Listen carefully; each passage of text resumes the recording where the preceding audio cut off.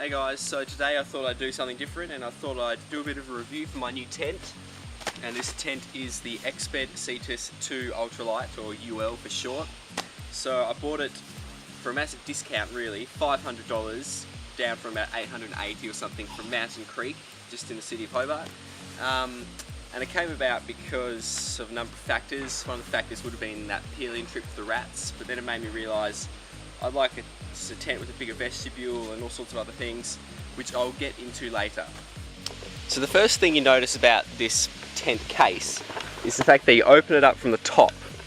My old tent and a lot of other tents, you open it up from the side here, and that can make unpacking and unpacking it, or particularly packing it up, a bit of an issue.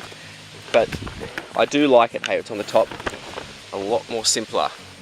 The tent weighs in at about 1.95 kilos. So it's not super light for tents these days, but it's actually lighter than the tent I currently have or used to have. Once you've taken the tent out of the packaging and unraveled it, you'll notice this on the middle. So this contains your pegs, your poles and your spare parts all in the one little thing, which is quite handy. So this is what your pegs look like. They're a lot stronger than the old ones I had, but one thing I think which could be an issue with these pegs is that when you push them in on the top, it is quite painful in your hands. So it's nothing a mallet could fix, but then of course you don't take mallets with you on multi-day walks. And here are your poles. So you've got three different colours, you've got orange, blue and black. And they actually match up with certain sleeves on the tent. They're colour coded, so you can't get confused about which ones to put them in. And they're actually quite lightweight. Now you will have noticed me setting up the tent up in the small little screen, so let's go join that video and see where I'm at.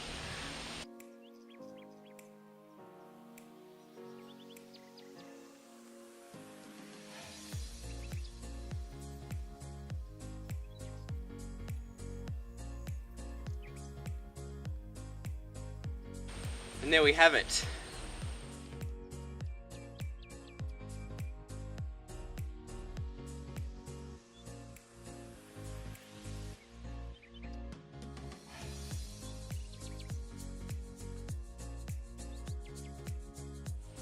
Let's take a look inside.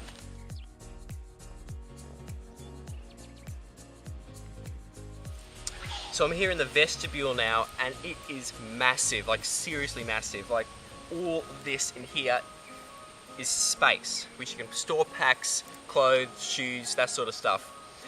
And this is the zip, which was the fly which was covering it before.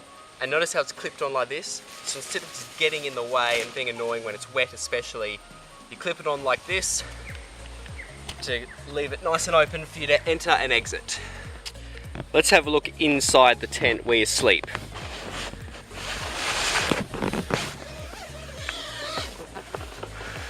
It's quite spacious. I know from experience myself, I've already slept in here a couple of times from car camping, and it could easily fit two people, especially if you had your packs out here in this huge vestibule. Notice on the inside, small little pockets. You have another clip here, which acts in a similar way to the fly. And you've got a couple of air vents down the other end. An air vent here. And surprisingly, a lot of headspace at this end. So what I noticed was that if you have your head at this end, you can actually lift your arm up and it won't touch the roof. I mean, I'm about average height, so if you're super tall, you may have a bit of an issue there, but yeah. Let's take a look at the guy ropes. So the guy ropes are reflective at night, as you'd expect. And they also come inside these little compartments. And that makes it easy, I guess, to not trip over them if you haven't set them up. But they're a bit fiddly and they can be annoying to roll back inside them. And then we'll take a look at one that's already come out. So this one here, what you'll notice is you've got a little clip here, and you sort of put the rope, you thread the rope through there, and it creates its own little loop. So it doesn't have a loop on it, you create it using the little clip. Okay, let's talk about some of the weaknesses of this tent. So the first one, which I think is probably the biggest one, is just the size. Like, I've rolled out the measuring tape and it's 4 meters long, or maybe just a little bit under 4 meters, which is maybe just a bit excessive, especially maybe if I'm walking solo. with 2 people it might be alright. Yeah, so the question is whether, you know, it'll fit in tent platforms and small campsites and that sort of thing. Another weakness for me is the gap between the poles here. So when I was in it on Bruny Island, it rained and the water actually pooled in that middle section just here. So I don't know whether that was because I set it up badly or whether it's just a weakness with heavy rain. So yeah, I don't think it would cope with snow. Definitely a 3-season tent for mine. Another thing I noticed on my Bruny Island trip was that condensation formed inside this large vestibule, which got some of my stuff wet, which I was keeping in here in the fly. Another interesting peculiarity, I don't know if it's just my tent or all of them, but notice how close the fly is to the ground on this side. And then we come around here and it's well above. Like, is that just a one-off or is it all of them? To conclude this video, I'll just go through the positives and the negatives. So the positives, I give a big thumbs up to the vestibule if you have the space for it. The bigger than you expect inside of the tent. All the little quirks, such as the colour coding of the poles and the clips for the fly.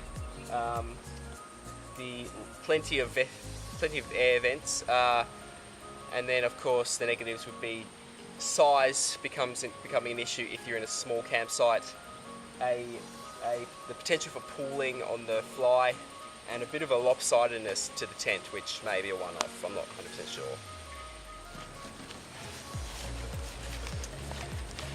If you enjoyed this video, make sure to give it a like, leave a comment, subscribe to my channel, stay tuned for more videos. I post weekly, so subscribing will ensure you don't miss any. I'll see you next video.